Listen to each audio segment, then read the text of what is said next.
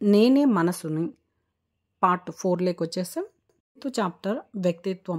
వ్యక్తిత్వం అంటే ఏమిటి? వ్యక్తిత్వం అనేది మన మానసిక ధోరణులు, ఆలోచనలు, భావనలు, ప్రవర్తనలు కలిసిన ఫలితం. ఇది మనసు ద్వారా వ్యక్తమవుతుంది. మన అభిరుచి, భయం, సంతోషం, కోపం వంటి లక్షణాలతో ఉంటుంది. మూలం మనసు. మన వ్యక్తిత్వం మనసుకి మూలం. మనం ఎటువంటి ఆలోచనలు, భావనలు పెంచుతామో అది మన వ్యక్తిత్వాన్ని రూపకల్పన చేస్తుంది.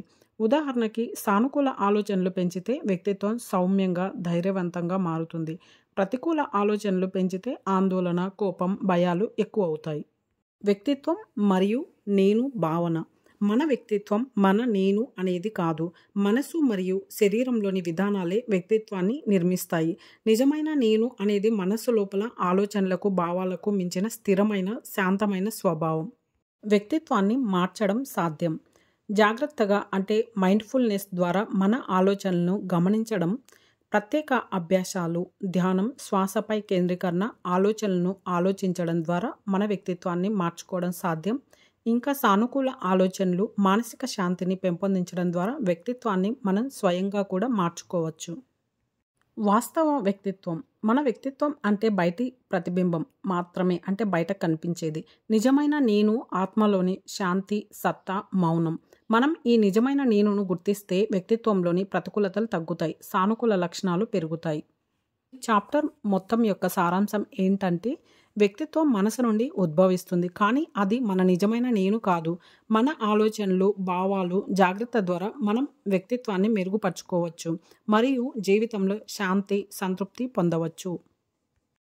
11th chapter మనోవికారం. మనోవికారం అంటే ఏమిటి?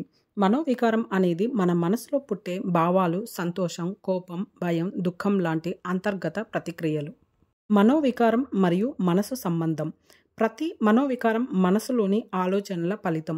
ఉదాహరణకు ఆలోచన నేను విఫలమయ్యాను అని అనిపించినప్పుడు మనకు దుఃఖం, అసహనం, మన ప్రవర్తనలో ప్రతికూలత కలుగుతుంది. మనసు సానుకూల ఆలోచనలతో నింపితే సంతోషం, ధైర్యం, శాంతి వంటి సానుకూల మనోవికారాలు పుడతాయి. మనోవికారాలను గమనించడం.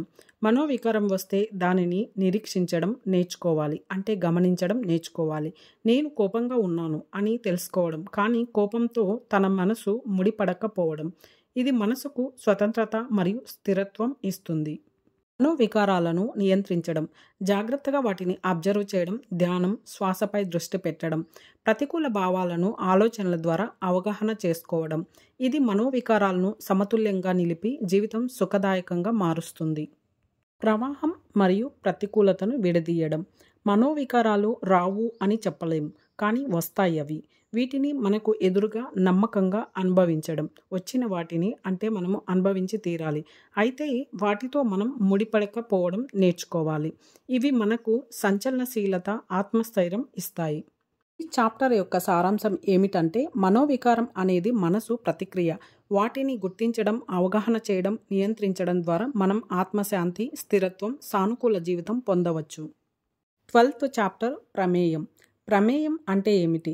ప్రమేయం అంటే మన మనసు గమనించే బయటి వస్తువులు, విషయాలు, వ్యక్తులు, అనుభవాలు. మనం చూసే, అనుభవించే, ఆలోచించే ప్రతి విషయం కూడా ఒక ప్రమేయం లేదా ఆబ్జెక్ట్ అవుతుంది. ఉదాహరణకు పువ్వు, పుస్తకం, శబ్దం, మనసులోని భావన అన్నీ కూడా ప్రమేయం కిందకే వస్తాయి. వ్యక్తి మరియు ప్రమేయం సంబంధం. మనం అనుభవిస్తున్న ప్రపంచం మనం గమనించే విషయాల ద్వారా రూపకల్పితం అవుతుంది. మనోభావాలు మరియు ఆలోచనలు ప్రమేయాన్ని గుర్తించడం ద్వారా మాత్రమే వాస్తవంగా ప్రబలుతాయి. మనసు నేను అనేది ప్రమేయాన్ని గమనించే శక్తి. ప్రతిక్రియ మరియు అవగాహన. మనం విషయాలను ప్రతిక్రియాత్మకంగా చూడటం చాలా ముఖ్యం. ఉదాహరణకు మీకు కోపంగా ఉన్నప్పుడు ఆ కోపాన్ని వేరు చేసుకొని దాన్ని గమనించడం నేర్చుకోవాలి. ఇలా ఉంటే మనసు వ్యవధి, స్థిరత్వం పొందుతుంది. వాస్తవానికి ప్రాధాన్యం. ప్రమేయం మనకు జ్ఞానం, అవగాహన, నియంత్రణ అందిస్తుంది. మనం ఒక వస్తువు, వ్యక్తి, సంఘటనను కేవలం గమనిస్తే మనోవికారం మరియు ప్రతికూలత తగ్గుతుంది. ప్రాక్టికల్ విధానం.